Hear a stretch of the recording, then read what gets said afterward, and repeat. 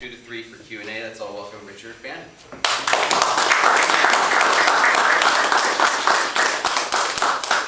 Thank you, Mr. Toastmaster. And Molly, in honor of you, I'm going to start with a quote. When asked what he looked for from performance, the great man of French letters, Jean Cocteau, said, "Astonish me." Every great speech is a performance, and everyone who became a great speaker had help.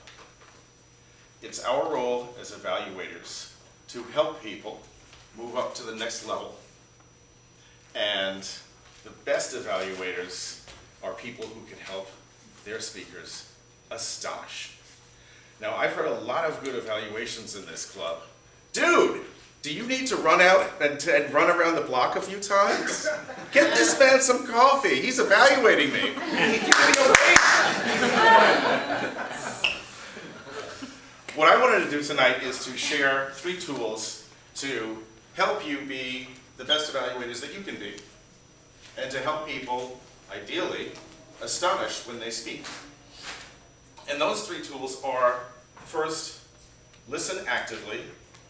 Second, give substantive feedback. And third, be creative. I titled this 2.0, Evaluating 2.0, because a lot of evaluators here are really already quite good. So what I'm looking to do is push your evaluations up to the next level. Now, lesson number 1, I said, is listen actively. So that sounds great, but what does that mean? It means listening with a purpose. It means listening for specific things. So when you are listening to a speech as an evaluator, you want to have a mental checklist in your head. Things that you are listening for, specifically. What do you think the first thing is that you want to listen for? The purpose of the speech. What is it? What is it? Is there some message that they're trying to get across to me? What else? They're meeting the objective. Strong. How do you know what the objective is? Their introduction.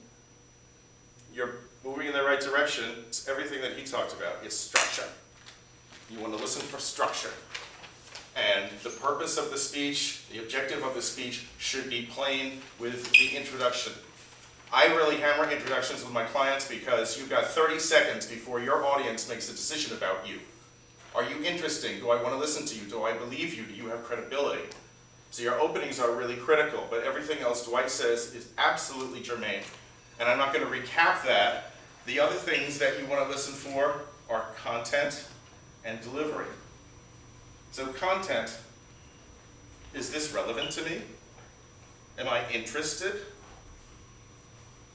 Also, is it relevant, and this is something, I don't want to embarrass you, Mary Beth, but is the topic relevant to the project objectives?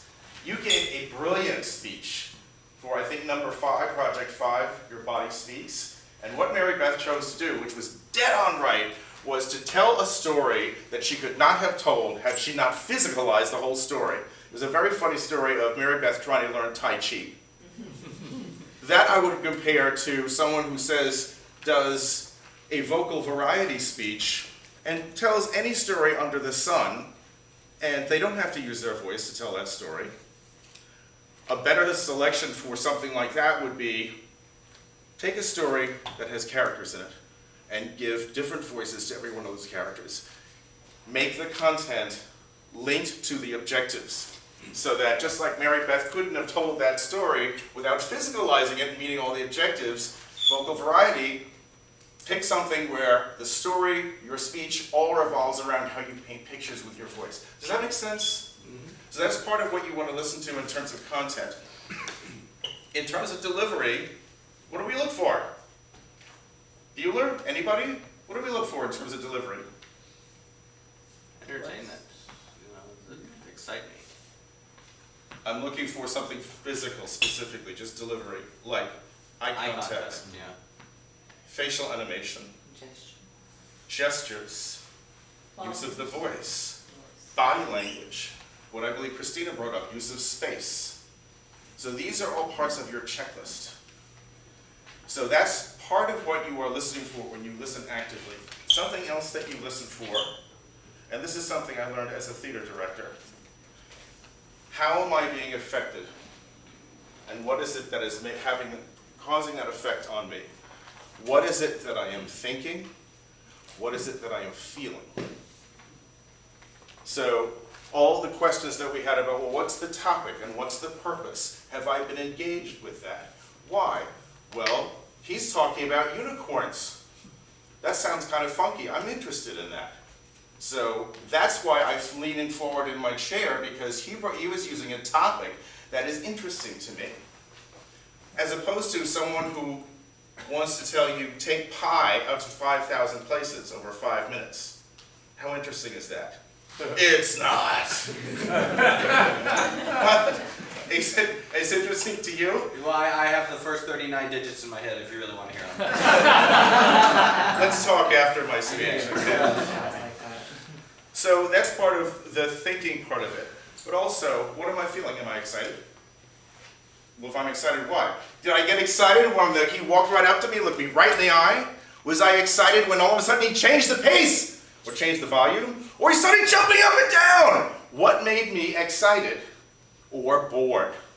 Did he pick a topic that just doesn't, why is he telling me this? Or doesn't get to the point? Or does he speak in a monotone? Does he just look down at notes and never look up? Does he never leave the lectern? Is that why I'm feeling disengaged the longer that this person speaks? Is this making sense? This is all part of your checklist. So it's not just the specific things I talk about on the checklist, but also what on the checklist is having an effect on me. Why am I thinking what I'm thinking? Why am I feeling what I'm feeling? Make sense? Okay.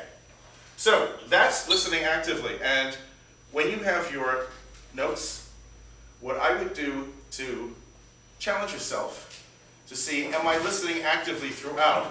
Make notes throughout the speech. Don't try to reconstruct it when it's done. When someone does something like has a bang-up intro, write down, hey, great intro. Keep in mind, how am I feeling? How am I responding? And keep it real time. And that's a great way to make sure that you're in touch with what you're thinking and what you're feeling as the person continues to speak.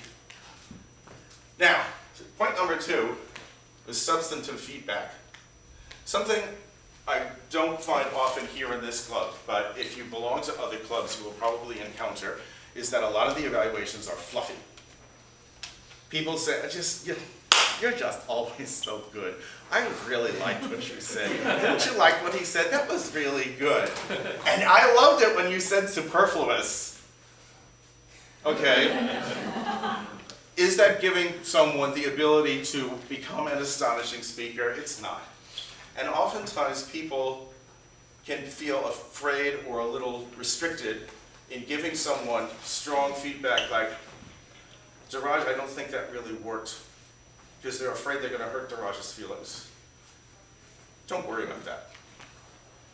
Part of what we learn is how to give constructive feedback and say something like, Daraj, have you considered trying this? This is not criticizing Daraj, this is presenting Daraj with an alternative. And we're all here to learn. So if you don't give the speaker something that they can take away, take out of the room with them to make them a better speaker, then as an evaluator, you're not doing everything that you can for your speaker. Another thing, don't be afraid of giving someone a specific alternative to how to do it. For example, if Dwight were evaluating me and I gave that unicorn speech, and I said, I'm going to talk about unicorns today. And when he evaluated me, he said, Richard, I think that opening could be stronger. That's not nearly as helpful as if he said, Richard, what you might consider is starting off with, unicorns changed my life. That will get the audience much more interested, much more quickly. So again, don't just say, hey, this didn't quite work. Give your speaker an idea of what would work and let them benefit from your expertise. And lastly, be creative. There's a myth going around that every evaluation is supposed to be structured using the sandwich method. You start off with nice things, and then we say some constructively critical things, and then we always end with what we love the most. Sure, that's a perfectly legitimate way to structure an evaluation. There's only one way. For everybody here, you can structure an evaluation differently, and it can be just as effective. For example, Derek, this part of your introduction I thought worked beautifully. The second part, what I suggest is that you try this. The body was terrific, and I loved XYZ. The transitions could probably be a bit better. And here's an example of one. You hear what I'm doing? I'm going through each component. You can do whatever works for you. But again, be creative. And don't be afraid to treat an evaluation as a mini speech that has a beginning and a middle and an end, because those are always the most polished. It's not going to detract from substance, but if you wanted to start with a joke that's germane to what the topic was, and perhaps wrap up with a reference to the meeting theme, then you've got a beautifully structured evaluation. So those are those 3 points that I have. Listen actively, give substantive feedback, and be creative. I'd now like to hear if you have any questions, comments, insights. Derek? I'm not sure you can answer this one. This is a very personal one for me. I think I'm very good at listening to people when they're giving speeches and writing down my notes. But then I feel like I have no time to organize those notes in a way that I can present when I get up there in a way that is structured. So what I end up doing is I put numbers down on my notes and say, try this first, and I'm all over the place. Do you have any I do the same thing. tricks? Is that kind Now, one of the things that I will be honest, because y'all know I talk too much.